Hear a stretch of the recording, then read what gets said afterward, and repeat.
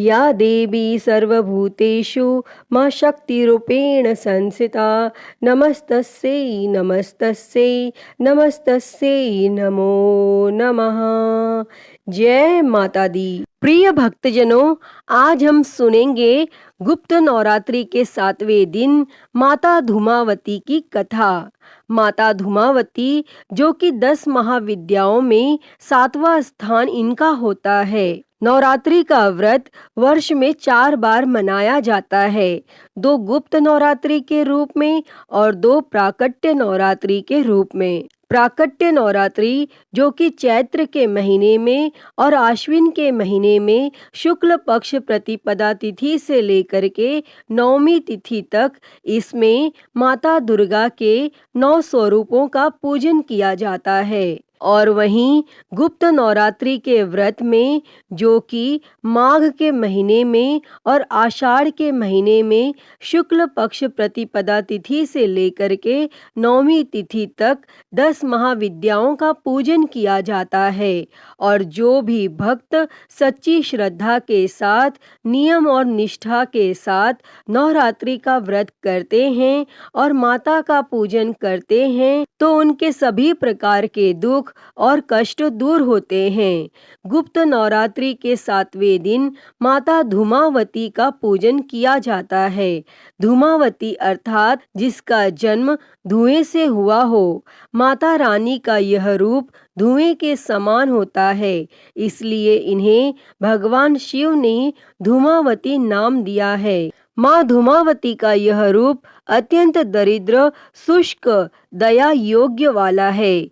देवी धूमावती को एक विधवा बूढ़ी स्त्री के रूप में दिखाया गया है, जिसमें उनके शरीर के अंगों पर जगह जगह झुर्रियां पड़ चुकी हैं तथा वह कांप रही हैं।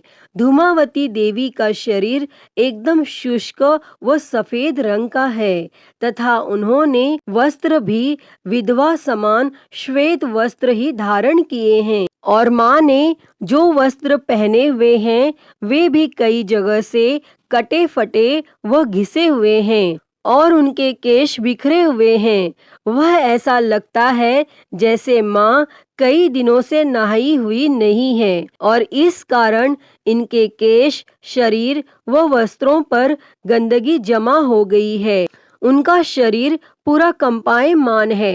माँ का रूप भूख से व्याकुल व दरिद्र रूप में दिखाया गया है। उनका शरीर बिल्कुल पतला व अस्वस्थ प्रतीत होता है। वे एक बिना घोड़े के रथ पर बैठी दिख रही हैं, जिसके शीर्ष पर एक कौवा बैठा है। माँ के एक हाथ में कटोरी तो दूसरे हाथ में अभय मुद्रा या ज्ञान मुद्रा देने की मुद्रा है। देवी धूमावती के इस निंदनीय रूप के पीछे एक रहस्य छुपा है। एक बार जब माता पार्वती को तीव्र भूख लगी तो उन्होंने भगवान शिव से भोजन मांगा और उस समय वह भोजन उपलब्ध नहीं हो रहा था। तब शिवजी ने उन्हें कुछ समय प्रतीक्षा करने को कहा। तब माता पार्वती ने कुछ समय तक प्रतीक्षा की, लेकिन कुछ देर बाद उनकी भूख और ज्यादा बढ़ गई, जिस कारण वे अधिक व्याकुल सी हो गईं और इसी व्याकुलता में देवी पार्वती भगवान शिव को ही निगल गईं और भगवान शिव को निगलते ही शिव के शरीर में स्थित समुद्र मंथन का विष माता के शरीर को जलाने लगा, जिस कारण उनके शरीर से धुआं निकलने लगा।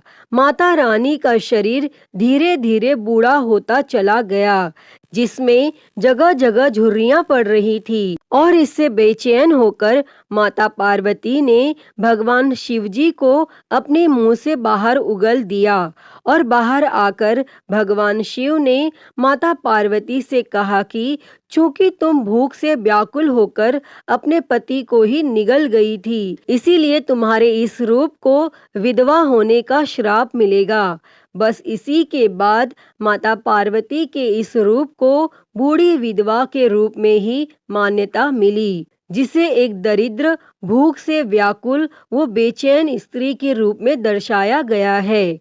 इस रूप में माता रानी के मुख पर बेचैनी, व्याकुलता, दरिद्रता, संशय, तड़प, थकान इत्यादि एक साथ प्रदर्शित होते हैं। माँ धूमावती का यह रूप माँ के विपरीत गुणों को प्रदर्शित करता है, इसीलिए इन्हें अलक्ष्मी या ज्येष्ठा भी बुलाया जाता है। देवी धूमावती एक तरह से माँ देवी के नकारात्मक रूप का साक्षात प्रदर्शन है, किंतु अपने इस रूप में माँ अपने भक्तों के कई संकट को दूर करती हैं। माँ धूमावती की पूजा करने से मनुष्य के संकटों का हरण होता है। वह उन्हें यदि किसी चीज का अभाव हो तो वह दूर करती हैं। देवी धूमावती अपने भक्तों की हर प्रकार की कमी व भूख को शांत करती हैं तथा उन्हें अभय होने का आशीर्वाद प्रदान करती हैं।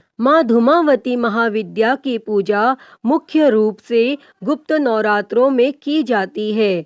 गुप्त नवरात्रों में माता रानी की 10 महाविद्याओं का पूजन किया जाता है, जिसमें से 7वें दिन महाविद्या धूमावती की पूजा करने का विधान है। और माँ धूमावती से संबंधित अन्य जानकारी, जो कि प्रथम वेद ऋग्वेद में माँ सती के धूमावती रूप को सूत्रा कहा गया है। माँ धूमावती के कुछ अन्य नाम ज्येष्ठा, अलक्ष्मी व नीरती है। एक और प्रचलन के अनुसार सुहागन स्त्रियों के द्वारा माँ धूमावती की पूजा नहीं की जाती है।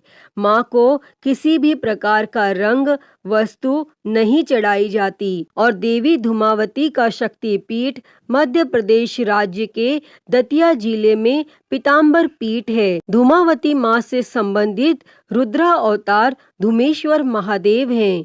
एक अन्य कथा के अनुसार माँ धूमावती का यह रूप राजा दक्ष द्वारा आयोजित यज्ञ में माँ सती के आत्मदाह करने के पश्चात उसके धुएं से प्रकट हुआ था और यह श्री कुल की 7 देवियों में आती हैं। तो प्रिय भक्तजनों, आइए सुनते हैं माता धूमावती से जुड़ी हुई एक पौराणिक कथा। तो आप सभी भक्तजन बड़ी ही श्रद्धा, ध्यान पूर्वक और प्रसन्न चित्त मन से माता धूमावती की इस कथा को सुनिए। तो सभी प्रेम से बोलिए, माता धूमावती की जय, 10 महाविद्या माता की जय, सर्व देवी देवता की जय। भक्तजनों, माता धूमावती को लेकर प्रायः 2 कथाएं प्रचलित है। पहली कथा के अनुसार आदि शक्ति माता सती के पिता ने विशाल यज्ञ का आयोजन किया और इस यज्ञ में शामिल होने के लिए उन्होंने सभी देवताओं, गंधर्व आदि को निमंत्रित किया, लेकिन भगवान शिव और माता सती को निमंत्रण नहीं दिया गया। और इसका कारण यह है कि राजा दक्ष भगवान शिव जी और माता सती के विवाह से खुश नहीं थे और इधर माता सती को पिता दक्ष की यज्ञ की जानकारी मिली तो एक बार उन्हें यह बात खराब लगी, लेकिन बाद में उन्होंने विचार किया कि पिता के यहाँ होने वाले यज्ञ में शामिल होने के लिए पुत्री को निमंत्रण की क्या आवश्यकता है, और यह सोचकर वह वहां जाने की जिद पर अड़ गईं। तब महादेव ने उन्हें काफी समझाया और कहा कि विवाह के बाद पुत्री को पिता के घर बिना निमंत्रण के नहीं जाना चाहिए, लेकिन वह नहीं मानी और माता सती दक्ष के यज्ञ में पहुंची तो उन्हें पिता दक्ष के तिरस्कार का सामना करना पड़ा और इससे दुखी होकर माता सती यज्ञ में कूद गईं और उनके जलने से जो धुआं निकला, इसी से माता धूमावती का अवतार हुआ। माता धूमावती के अवतार की दूसरी कथा के अनुसार एक बार माता पार्वती को जोरों की भूख लगी। उस समय कैलाश पर खाने के लिए कुछ नहीं था। वह भगवान भोलेनाथ के पास भोजन की व्यवस्था को लेकर गईं, लेकिन समाधि में लीन भगवान ने ध्यान नहीं दिया। इस पर माता ने भगवान शंकर को ही निगल लिया और माता की भूख तो शांत हो गई, लेकिन भोलेनाथ के कंठ में विष होने से माता के मुख से धुआं निकलने लगा और विष के प्रभाव से उनका शरीर जर्जर और विकृत होने लगा। और यह हाल देखकर माता की लीला का साथ दे रहे भगवान महादेव उनके उदर से बाहर निकल आए और कहा कि तुमने अपने पति को ही निगल लिया, इसीलिए विधवा होने का श्राप लगेगा और धूमावती के रूप में पूजी जाओगी। हालांकि महिलाएं इस रूप की पूजा नहीं करती हैं। अतः हे माँ धूमावती, इस कथा को कहते, सुनते और हुंकारा भरते सभी पर अपनी कृपा बनाए रखना। अपने भक्तों के सभी कष्टों को दूर कर उनके जीवन में सुख और समृद्धि देना। तो सभी प्रेम से बोलिए, माता धूमावती की जय, 10 महाविद्या माता की जय, सर्व देवी देवता की जय। प्रिय भक्तजनों, तो मैं उम्मीद करती हूँ कि आपको आज की यह कथा पसंद आई होगी और अगर वीडियो अच्छी लगी हो तो इसे लाइक करें, ज़्यादा से ज़्यादा शेयर करें और कमेंट बॉक्स में माता धूमावती की जय लिखना ना भूलें और महाकाल भक्ति ज्ञान चैनल को सब्सक्राइब कर नोटिफिकेशन बेल को ज़रूर ऑन कर लें। हर हर महादेव। धन्यवाद।